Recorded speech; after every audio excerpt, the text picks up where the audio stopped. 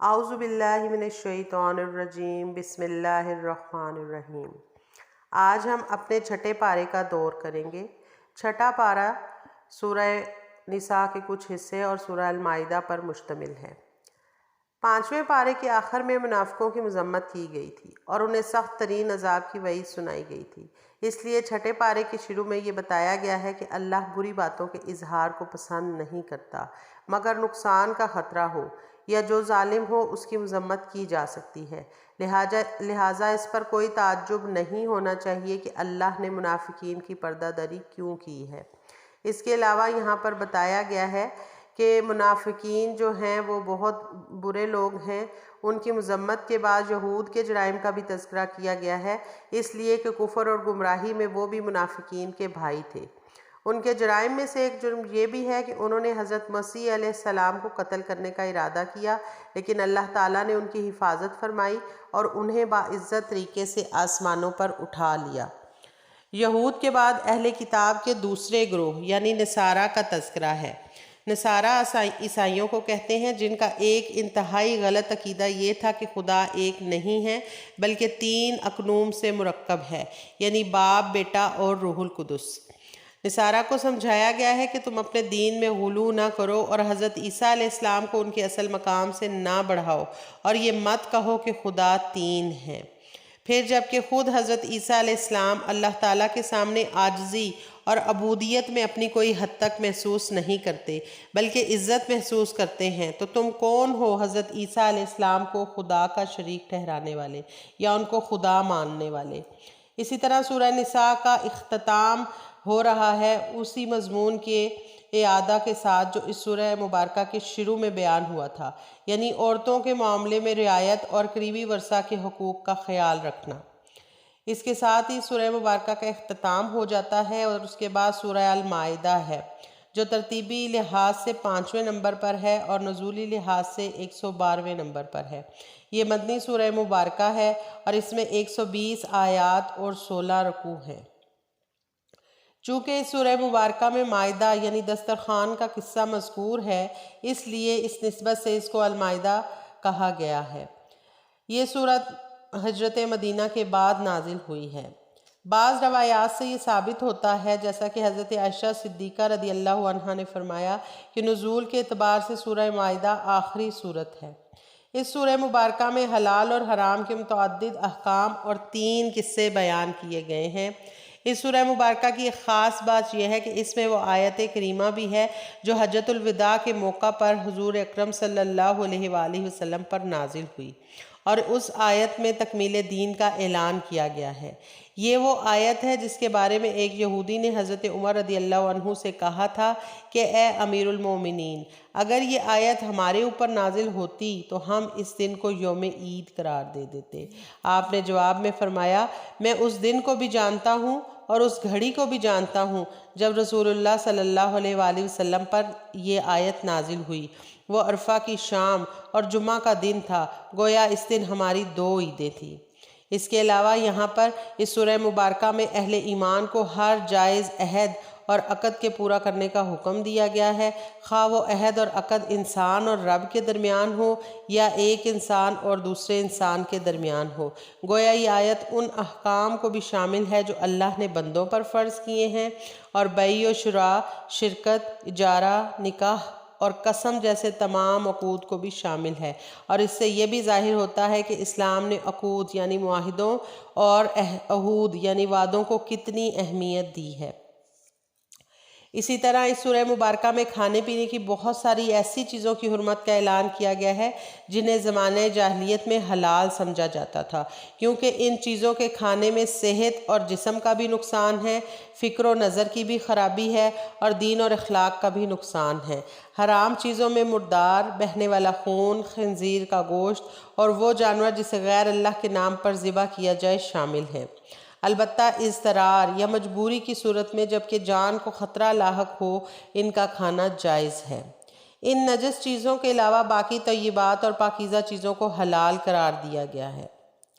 حلال اور حرام کے بیان کے بعد اللہ تعالیٰ نے مسلمانوں پر اپنے اس فضل اور انعام اور احسان کا ذکر کیا ہے کہ اللہ تعالیٰ نے انہیں وضو اور غسل کے ذریعے ظاہر اور باطن کے اعتبار سے پاک کیا ہے تاکہ وہ روحانی طور پر اللہ تعالیٰ کے ساتھ مناجات کے لیے تیار ہو سکے۔ بندوں پر اللہ کے فضل اور احسان میں سے ایک یہ بھی ہے کہ پانی کے استعمال کی قدرت نہ ہونے کی صورت میں تیمم کی اجازت دی گئی ہے۔ ہم سب جانتے ہیں کہ اسلامی شریعت نہایت آسان شریعت ہے۔ اس میں قدم قدم پر بندوں کی مجبوریوں کا لحاظ رکھا گیا ہے۔ چنانچہ اس پارے کے 6 رکوع میں فرمایا گیا ہے کہ اللہ تم پر تنگی نہیں کرنا چاہتا بلکہ وہ چاہتا ہے کہ تمہیں پاک کر دے اور تمہارے اوپر احسان پورا کر دے تاکہ تم شکر کرنے والے بن جاؤ۔ اس پارے کے 7ویں رکوع میں یہود کی بزدلی، ان کے فتنہ و فساد، سرکشی اور تکبر کا بیان ہے۔ ان اوصاف کے بیان کرنے کا مقصد یہ ہے کہ مسلمان اپنے آپ کو ان خرابیوں میں مبتلا ہونے سے بچائیں اور سیدھے راستے پر قائم رہیں۔ یہود کے ساتھ ساتھ نصارہ کے احوال بھی اس سورہ مبارکہ میں بیان کیے گئے ہیں۔ ان سے بھی اللہ کے حکموں پر قائم رہنے کا وعدہ لیا گیا تھا، لیکن انہوں نے اللہ کے عہد کو توڑ دیا، جس کی وجہ سے اللہ نے ان کے دلوں میں بغض اور عداوت ڈال دی۔ باوجود یہ کہ یہ دونوں گروہ یعنی یہود و نصارہ بہت ساری اعتقادی، عملی اور اخلاقی برائیوں میں مبتلا تھے، مگر پھر بھی وہ یہ دعویٰ کرتے تھے کہ ہم اللہ کے بیٹے اور اس کے محبوب ہیں۔ اس دعویٰ کی تردید کرتے ہوئے اللہ تعالیٰ نے ارشاد فرمایا ہے کہ اگر واقعی تم اللہ کے محبوب ہو تو وہ تمہیں تمہارے گناہوں کی سزا کیوں دیتا ہے؟ اس مذمت اور تردید کے بعد انہیں دین حق اور خاتم الانبیاء صلی اللہ علیہ وآلہ وسلم پر ایمان لانے کی دعوت دی گئی ہے۔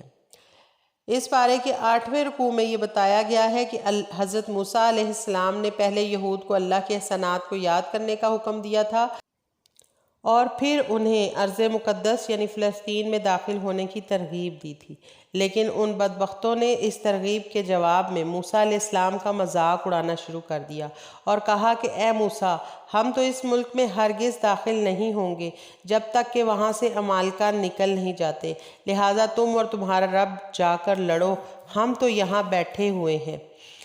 بنی اسرائیل کی سرکشی اور نافرمانی کا تذکرہ کرنے کے بعد 9ویں رکوع میں آدم علیہ السلام کے 2 بیٹوں حابیل اور قابیل کا قصہ ذکر کیا گیا ہے، جس کے مطابق قابیل نے حسد کی بنا پر اپنے بھائی کو قتل کر دیا تھا۔ یہی حسد یہودیوں کے اندر بھی پایا جاتا ہے، جس کی وجہ سے انہوں نے خاتم الانبیاء صلی اللہ علیہ وآلہ وسلم کی رسالت کا انکار کیا۔ اس وجہ سے اس قصے کو یہاں پر بیان کیا گیا ہے۔ اسی قصے کی مناسبت سے ڈاکوؤں، باغیوں اور زمین میں فساد پھیلانے والوں کی سزا ذکر کی گئی ہے، یعنی کسی کو سولی دی جائے، کسی کو قتل کیا جائے اور کسی کے ہاتھ پاؤں الٹی جانب سے کاٹ دیے جائیں۔ پھر 10ویں رکوع میں چوری کرنے والے مرد اور چوری کرنے والی عورت کا ہاتھ کاٹنے کا حکم دیا گیا ہے، کیونکہ چور لوگ ملک کے امن اور تحفظ کے لیے خطرہ بنتے ہیں، لہٰذا ان کو ایسی سزا دینا ضروری ہے جس سے دوسرے لوگ عبرت حاصل کریں۔ یہاں یہ حقیقت پیش نظر رکھنا ضروری ہے کہ اسلام انسان کی جان، عزت اور مال کی حفاظت کو بڑی اہمیت دیتا ہے اور ان کے لیے خطرہ بننے والوں کے لیے ایسی عبرتناک سزائیں تجویز کرتا ہے کہ ان کا تصور ہی انسان کو جرم کے ارتکاب سے روک دے اور ایسے لوگوں کو سر اٹھانے کا موقع نہ ملے جو اجتماعی امن کے لیے خطرہ ثابت ہوں۔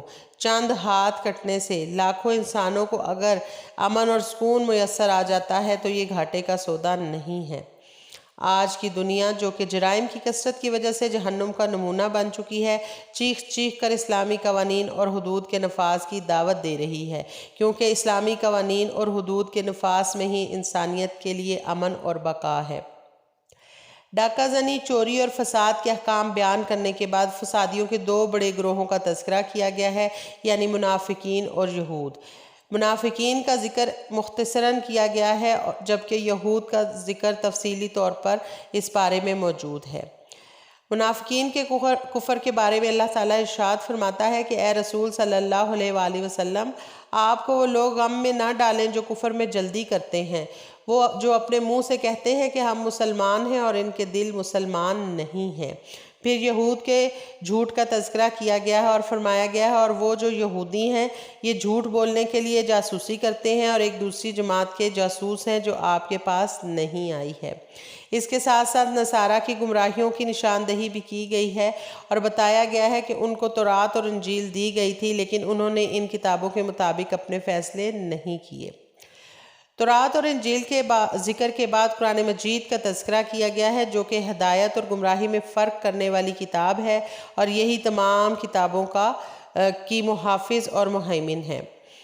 عقائد، عبادات، معاملات اور اخلاق سے تعلق رکھنے والی کوئی نصیحت اور کوئی ایسا کام نہیں جو انسانیت کی فلاح کے لیے ضروری ہو اور کتب سابقہ میں تو موجود ہو مگر قرآن مجید میں موجود نہ ہو۔ اس کے بعد مسلمانوں کو یہود و نصارہ کے ساتھ قلبی دوستی لگانے سے منع کیا گیا ہے کیونکہ وہ امت اسلامیہ کے سخت ترین دشمن ہیں۔ فرمایا گیا ہے کہ اے ایمان والو تم یہود و نصارہ کو دوست نہ بناؤ، وہ آپس میں ایک دوسرے کے دوست ہیں اور تم میں سے جو ان سے دوستی رکھے گا وہ انہی میں سے ہوگا، بے شک اللہ تعالیٰ ظالم قوم کو ہدایت نہیں دیتا۔ قرآن کریم کی صداقت کا زندہ معجزہ ہم اپنی آنکھوں سے دیکھ رہے ہیں کہ آپس کے شدید مذہبی اور سیاسی اختلافات کے باوجود یہود و نصارہ مسلمانوں کے مقابلے میں متحد ہیں۔ تعجب تو اس بات پر ہے کہ عالم اسلام کے حکمران قرآن حکیم کی واضح ہدایت کے باوجود یہود و نصارہ سے محبت کی پینگیں بڑھاتے ہیں اور ان کے اشاروں پر بنیاد پرست مسلمانوں پر ظلم و ستم کے پہاڑ ڈھاتے ہیں۔ کفار کے ساتھ جب قلبی دوستی لگائی جائے گی تو ارتداد کا بھی خطرہ رہے گا، اس لیے اگلی آیات میں مسلمانوں کو ارتداد سے بچنے کی تلقین کی گئی ہے۔ ارتداد سے مراد ہے اپنے دین سے پھر جانا۔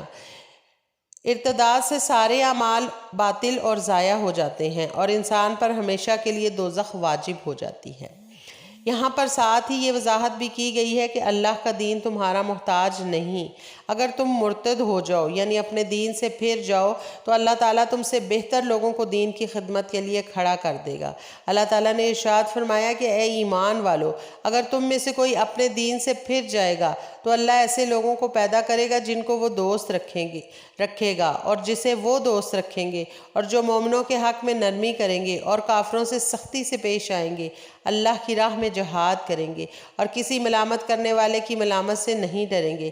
یہ اللہ کا فضل ہے، وہ جسے چاہتا ہے دیتا ہے اور اللہ کشائش والا اور جاننے والا ہے بے شک۔ اسی طرح یہود و نصارہ کی دوستی سے منع کرنے کے ساتھ ساتھ سچے اہل ایمان سے دوستی کرنے کا حکم دیا گیا ہے۔ کفار کی دوستی کی قباحت کو واضح کرنے کے لیے مسلمانوں کو سمجھایا گیا ہے کہ وہ اسلام کے شعائر کا مذاق اڑاتے ہیں، اس لیے ان کے ساتھ دوستی کسی بھی طور پر جائز نہیں ہے۔ یہود و نصارہ کی گمراہیوں میں سے یہ بھی ہے کہ انہوں نے اسلام اور قرآن کو جھٹلا دیا ہے اور نصارہ نے حضرت عیسیٰ علیہ السلام کو خدا ٹھہرایا، جیسا کہ چھٹے پارے کے 14ویں رکوع میں اللہ تعالیٰ نے ارشاد فرمایا، بے شک وہ لوگ کافر ہوئے جنہوں نے کہا کہ اللہ وہی مسیح ابن مریم ہے اور ان میں سے بعض نے کہا کہ وہ 3 میں سے تیسرا ہے۔ قرآن نے ان کے غلط نظریے کی تردید کرتے ہوئے فرمایا کہ مسیح ابن مریم اور ان کی والدہ دونوں کھانا کھاتے ہیں۔ ظاہر ہے کہ جو کھانا کھائے گا وہ انسان ہی ہوگا اور محتاج ہوگا اور جو محتاج ہے وہ خدا نہیں ہو سکتا۔ یہود و نصارہ دونوں کو دین میں ناحق غلو کرنے اور خواہشات کی اتباع کرنے سے منع کیا گیا ہے کیونکہ یہ غلو اکثر گمراہی کا سبب بنتا ہے۔ چھٹے پارے کے آخری رکوع میں یہود پر اللہ کی لعنت کا سبب بتایا گیا ہے اور وہ یہ ہے کہ وہ اللہ کی نافرمانی کرتے تھے اور حد سے تجاوز کر جاتے تھے اور ایک دوسرے کو برے کاموں سے منع نہیں کرتے تھے۔ یہ اسباب ذکر کر کے اصل میں امت مسلمہ کو سمجھایا گیا ہے کہ وہ امر بالمعروف اور نہی عن المنکر کرتے رہیں ورنہ ان پر بھی ایسے ہی اللہ کی لعنت ہوگی جیسا کہ بنی اسرائیل پر ہوئی تھی۔ یہ بات خود نبی کریم صلی اللہ علیہ وآلہ وسلم نے ارشاد فرمائی ہے۔ ترمذی شریف میں ہے کہ آپ صلی اللہ علیہ وآلہ وسلم نے فرمایا، جب بنی اسرائیل معاصی میں یعنی گناہوں میں مبتلا ہوئے تو ان کے علماء نے انہیں منع کیا مگر وہ باز نہ آئے تو ان کے علماء ان کی مجلسوں میں بیٹھتے رہے اور ان کے ساتھ کھاتے پیتے بھی رہے، چنانچہ اللہ نے ان سب کے دلوں کو ایک جیسا کر دیا۔ اس لیے مسلمانوں کو چاہیے کہ وہ اچھے لوگوں کی صحبت میں بیٹھیں تاکہ ان کو اللہ اور اس کے رسول صلی اللہ علیہ وآلہ وسلم کی یاد اور ان کے احکام باقی رہیں۔ اسی طرح اور داؤد علیہ السلام اور عیسیٰ ابن مریم کی زبان سے بنی اسرائیل پر لعنت فرمائی کیونکہ وہ نافرمانی کرتے تھے اور حد سے تجاوز کر جاتے تھے۔ رسول اللہ صلی اللہ علیہ وآلہ وسلم پہلے ٹیک لگائے ہوئے تھے، مگر یہ فرماتے ہوئے سیدھے ہو کر بیٹھ گئے، اور آپ صلی اللہ علیہ وآلہ وسلم نے فرمایا، اس ذات کی قسم جس کے قبضے میں میری جان ہے، نہ تمہارا ایمان مکمل ہو سکتا ہے اور نہ ہی تم اللہ کے عذاب سے نجات پا سکتے ہو جب تک کہ تم لوگوں کو حق کی دعوت نہ دو، یعنی حق قبول کرنے پر آمادہ نہ کرو اور انہیں ظلم اور گناہوں سے منع نہ کرو۔ آخری آیہ مبارکہ میں یہ بتایا گیا ہے کہ مسلمانوں کے سب سے سخت دشمن یہود اور مشرکین ہیں، اور قرآن کے اس دعوے پر یہود کی پوری تاریخ گواہ ہے۔ البتہ جو واقعی اور حقیقی طور پر نصارہ یعنی عیسائی ہیں، وہ مسلمانوں کے لیے اپنے دلوں میں نرم گوشہ رکھتے ہیں۔ آج ہمیں جن نصارہ کا سامنا کرنا پڑ رہا ہے وہ حقیقت میں نصارہ نہیں ہیں۔ جو حضرت عیسیٰ علیہ السلام کی تعلیمات پر عمل کرنے والے ہیں، ان کی اکثریت تو فکر و عمل کے اعتبار سے یہود کے رنگ میں رنگی ہوئی ہے۔ بے شمار ایسے ہیں جو ملحد اور بے دین ہیں، صرف نام کے عیسائی ہیں۔ باقی جو بچے ہیں وہ مسخ شدہ عیسائیت پر عمل پیرا ہیں، نصرانیت کہیں پر بھی نہیں ہے۔ اس بیان کے ساتھ ہی چھٹے پارے کا اختتام ہوتا ہے۔ وآخر دعوانا ان الحمد للہ رب العالمین۔